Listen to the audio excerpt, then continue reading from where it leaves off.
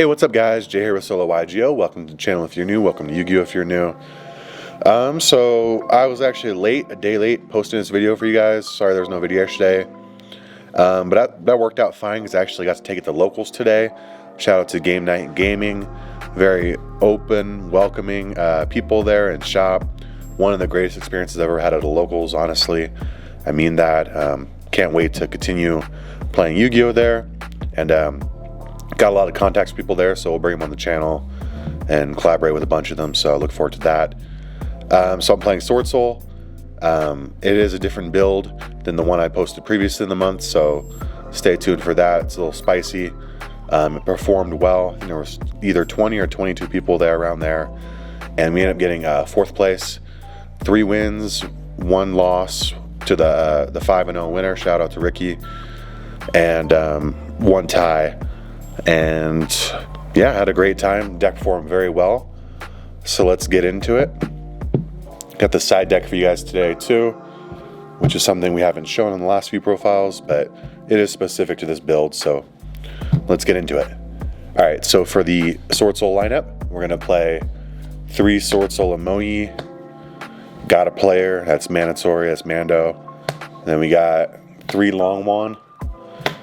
He's really long. You need to play 3 of them.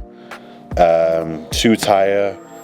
I wouldn't play 1. I think 3 is probably too much too. 2 is pretty standard. That's good enough. And then their honorary Swordsoul 3 Ecclesia. She's just really good. I love that in this build, which is we'll reveal later. But there's a reason why she's so good in this build in particular.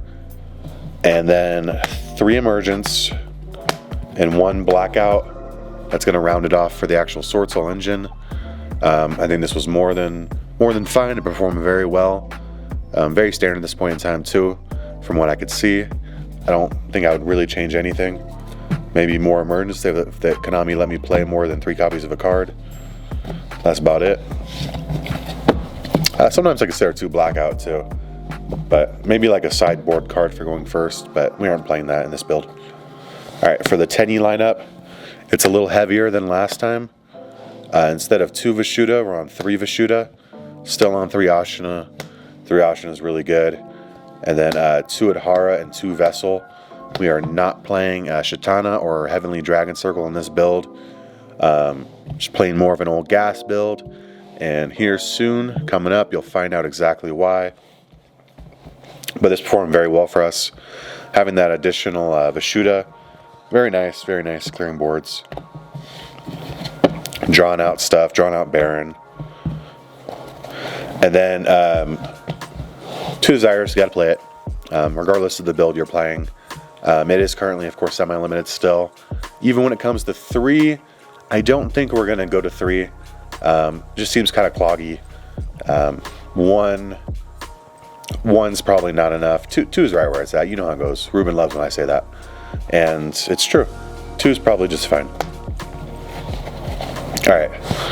Now here is why Ecclesia is so good in this deck and why we're playing 3 Vishuda. It's a going second build. Swordsoul inherently is a great going second deck with cards like Ecclesia that allow you to special summon it out if your opponent controls more monsters than you do. Cards like Vishuda that allow you to bounce a card back to your opponent's hand. Baxia to spin 2 back to the deck. Baron to have a pop on the first turn, Yazi to pop. Damn, there's so many cards. And then having these blowout cards. So we're gonna have 1 Thrust, 2 Talents. Thrust is just kind of like another name for all these. You don't really want to play more than 2 of him. And then for the actual blowout cards, we're playing 3 Evenly Matched, 3 Dark Ruler no more, 2 Lightning Storm, and 2 Raigeki. I was very happy with this. Like I said, you don't want to play too many Thrust. I know he's kind of like the boss going second card right now. And he's so expensive. But that's mainly because he doesn't have any reprints, right?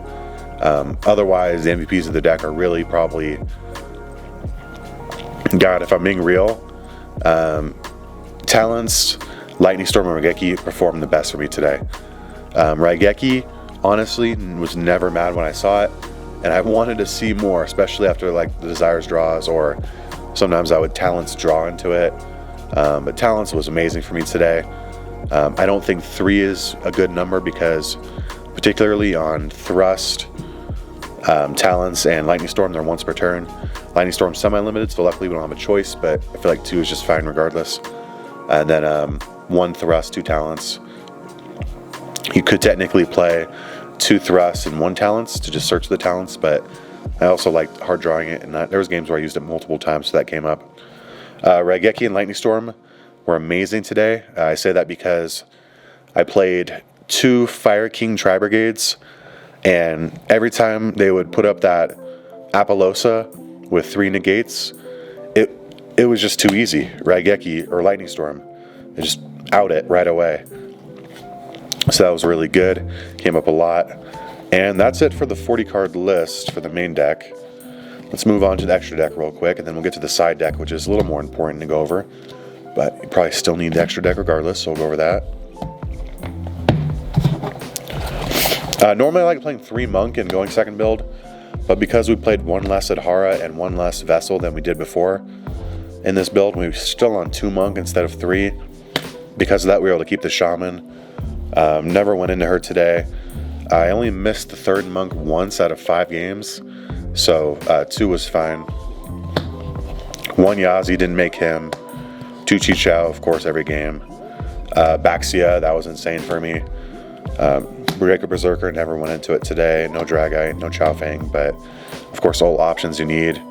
Changying, surprisingly, probably went into maybe 1 time, if that. I don't even remember. Did I go into him today? That's crazy. It was just a ton of Chichao, Baron, Monk beatdown. Oh, I went into Psychic and Punisher once today. That was pretty cool. Got to Vashuda bounce from the graveyard. Adhara add it back. Summon it while I had nothing but a level 4 tuner token. And I was able to just go straight up into Psychic and Punisher, which was hard for him to out, which ultimately let me come back and win that game because he had to commit some resources to it. Shout out though, he's going to come on the channel. Can't remember his name off the top of my head, bro. I'm sorry. We had a great conversation too. And but he'll be on here, so we'll be laughing about this moment later. Couldn't remember his name. Met a lot of people. Honestly, great locals, great scene. And then for the side deck, and there might be some changes I make here, particularly that 3rd Raigeki in this format. Absolutely crazy. And the fact that it's not once per turn, people are always putting stuff in defense to play around Lightning Storm. Raigeki is just crazy. But we're playing going first cards because we have so many going second cards in our extra deck, or sorry, main deck. So we have 3 Solemn Judgment. There was 1 game where I put these in, and I drew all 3 in my opening hands. I was like, I'm not going to be able to play, but he's not going to play either. It kind of went that way too. 3 D-Barrier. Sorry guys for the comments, I couldn't find my secrets. They're probably in some deck somewhere else.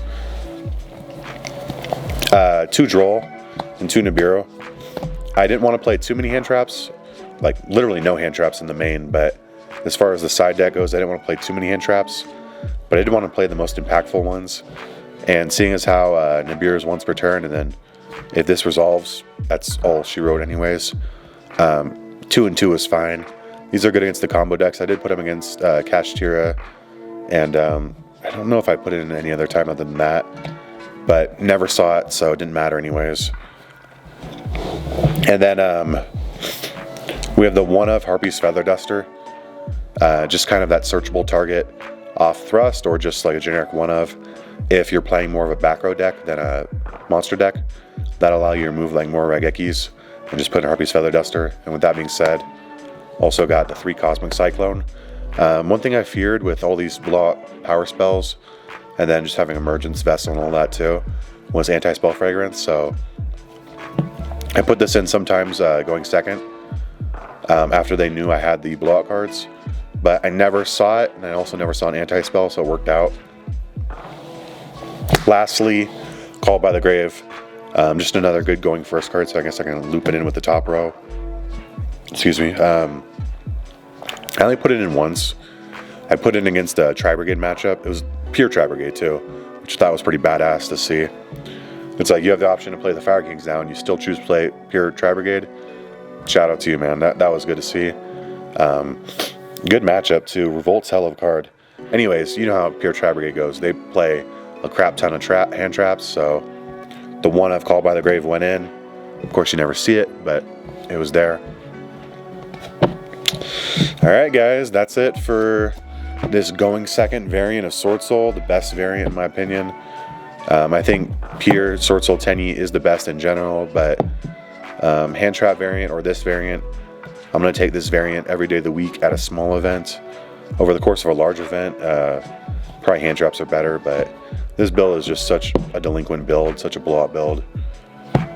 So yeah, if you guys liked the video and made it this far, you think we earn your subscription, go ahead and hit that subscribe button, join the Patreon down below, support us, and we'll see you in the next one. Peace out.